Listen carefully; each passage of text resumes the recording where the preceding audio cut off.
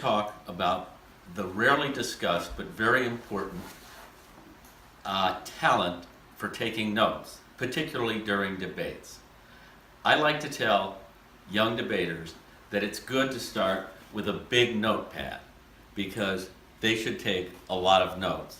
Now, what I normally do, because typically a debate will have 4 speakers, is I take a large sheet of paper and I fold it into 4 sections, so each speaker, each debater has their own section, and I can keep the debaters and the sections and the arguments separated. So we start with normally the first affirmative speaker, the first negative speaker, the second affirmative speaker, the second negative speaker. I try to keep the debates in a kind of organized fashion with each debater having its own section. Now, in your particular debates, you're going to be having 6 speakers, and I would recommend that you do this, that you try to keep everything on the same side of the paper, and your first 4 speakers along the top, and then the second 2 in cross-examination down here on the bottom.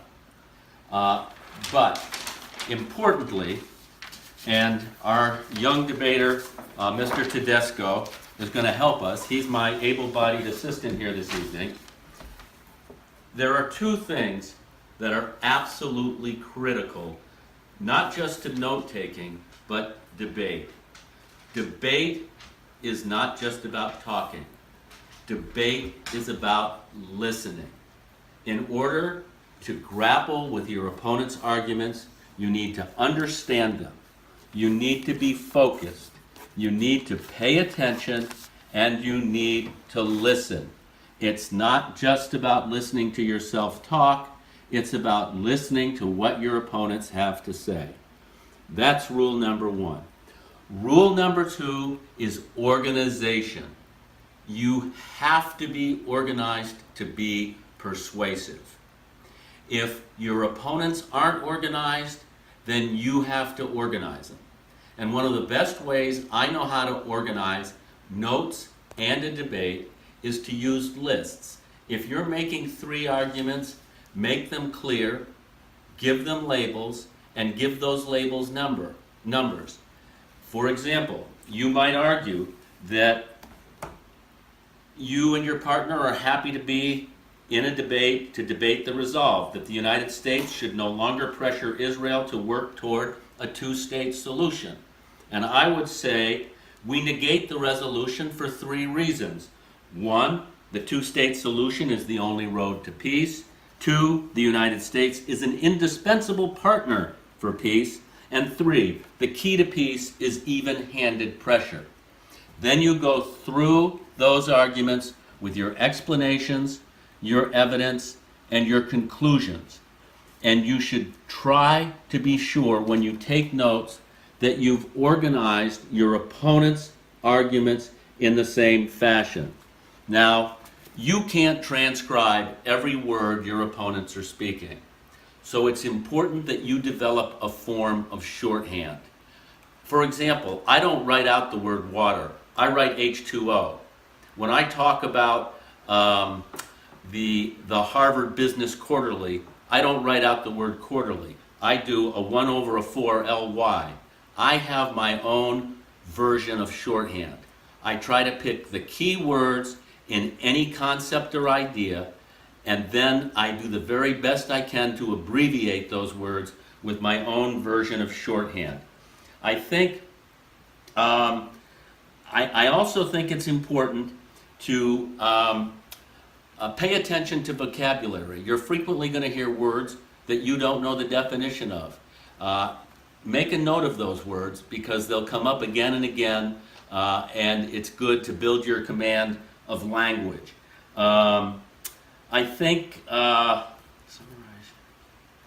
it's a little helpful if you can summarize your own case and your own ideas ahead of time so that when you and your partner are speaking, your team isn't taking notes.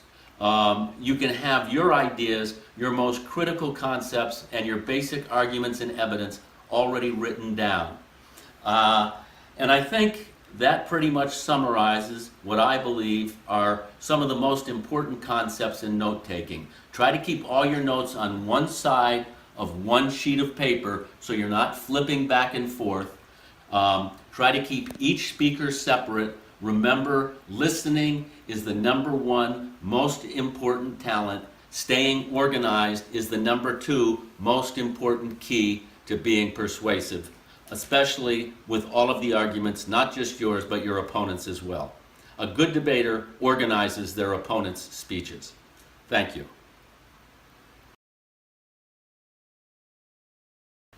I'd like to add a postscript to my comments about note-taking during a debate. My experience has taught me that note-taking with a pen is better than any other method. A pen flows across the page. A pencil gets pushed across the page. It's slower writing. And my experience with personal computers is that they can be distracting. I would encourage you to take notes in script with a pen. And the other thing I would encourage you to do is briefly glance over your notes before you speak. Your retention time is not great, and it's important to have notes and then review them quickly before you speak. Thank you.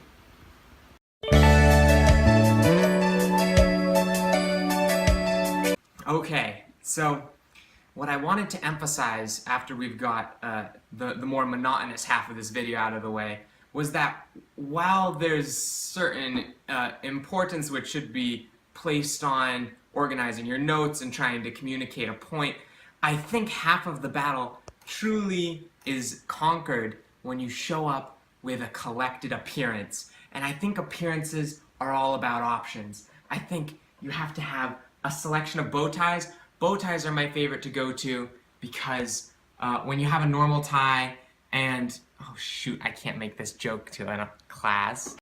A legislator once told me that he always wore bow ties because he was a farmer. When you're a farmer, you lean forward and your tie falls into the bullshit, and when you go to the legislature, it's the same problem. But what it really comes down to is it comes down to the variety of pencils you have. We're not into pencils because Dave's not into pencils, but we are into pens. I have a couple pen options. I have this eyeliner. I'm not putting it on. Kelly's trying to coerce me to. That's okay. I have some pens. These pens are for a cause which I don't understand or necessarily support. Excuse me, do you mean pins? Do they write? Kelly, another point you need to understand about debate. Always own what you say. If you believe it, they believe it. No one's gonna buy into this nonsense about pins or pens or it's a piece of macaroni. It is what you call it. So put a title, stick with it. And I think that moves on to the next point. When you do something, when you make a decision, when you start making a video about appearances, you just gotta buy into it, you know? You just get into it with the blush, you get into it with the makeup. I think this really accentuates my cheekbones. I think it really draws something lighter and more charismatic to the picture. I think just a little bit on the nose, you know? People don't really understand what's happening there. Neither do I. That's okay. Big fan of Mary Kay. I would suggest all debaters always be concerned about their appearances. Oh, holy smokes. That concludes this more important half of the video. Thank you. Rain and thunder, wind and haze, I'm bound for better days. My life, my dream, and nothing's gonna stop me.